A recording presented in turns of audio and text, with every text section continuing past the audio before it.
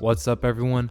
So we all know it can be a bit of work to find the right microphone with the right arm, and then you have to get a pop filter and all that. So Tonor has done all the work for you and made this all-in-one solution. This is the TC-2030 microphone kit, and we're going to see if something like this is actually worth it.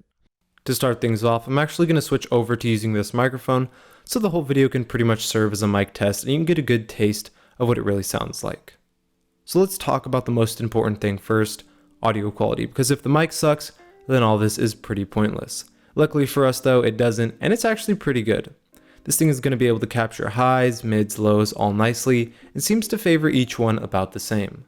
The sound is moderately clean and has some detail to it, but it definitely gets overwhelmed a little too easily. It begins to lose a bit of detail on slightly louder sounds. Something I also noticed about this microphone is that compared to others, it will sort of keep everything around the same volume. So if you start talking a bit louder or quieter, it'll be the same volume. Here's a screenshot of the waveform to kind of visualize that. Another thing to be aware of is that this mic will capture a decent amount of background noise if there is any, as it can pick up sounds from farther away than other similar mics. As you probably assumed, this has a cardioid polar pattern, and you can see it right there on the front of the mic. It has a standard frequency response of 20 Hz to 20 kHz, a signal to noise ratio of 94 decibels, and a sample rate of 192 kHz, which is really high for the price. On most microphones around $100, you're going to have a sample rate of usually 48 kHz, maybe 44. Sample rate has a large effect on the overall sound quality, but it's hotly debated about whether going above 44.1 kHz has any added benefit, since technically our ears can't hear any improvement in quality above that. I did a few tests at different hertz levels, and personally, from 44.1 to 96 kHz, I didn't notice a difference, and going from 96 to 192 kHz, I also didn't notice a difference. Although going from 44.1 to 192, I felt like I could hear a very small increase in quality, but this is probably placebo as I'm expecting to hear better quality. So at the end of the day, there isn't really a noticeable difference in quality once you go above 44.1 kHz, but if you're fine with the slightly larger file size that an increase in sample rate brings, then it could only do you good.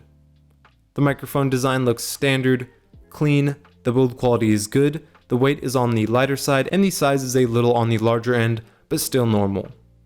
Everything you get in the box includes the microphone, a pop filter, a windscreen, the stand, the desk mount clamp for the stand, a shock mount, a USB cable, some Velcro ties, and your normal paperwork. Moving on to the stand, this thing is pretty easy to assemble.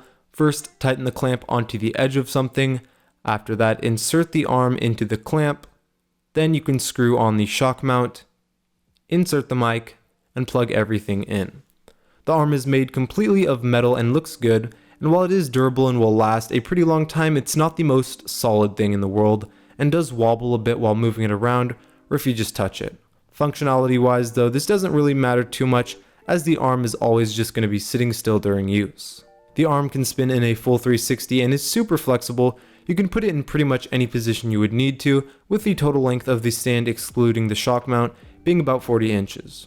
As well, the shock mount is just solid. The windscreen and pop filter are effective. I would say a pop filter is pretty much required if you're making almost any type of content, and now I'll do a quick with and without test. So here's without the pop filter, and when you're saying your P's and B's, you can sometimes hear that annoying popping. And here's with the pop filter. You can hear that sounds a lot better. So this is just going to stop the popping and excess amounts of air from registering in the mic.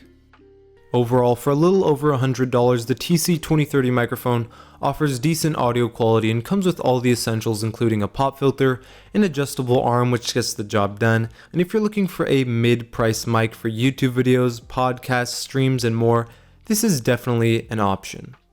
Thanks for watching. The link to this microphone setup kit is in the description below. As well, don't forget to subscribe for more upcoming videos, and as always, I'll see you guys in the next one.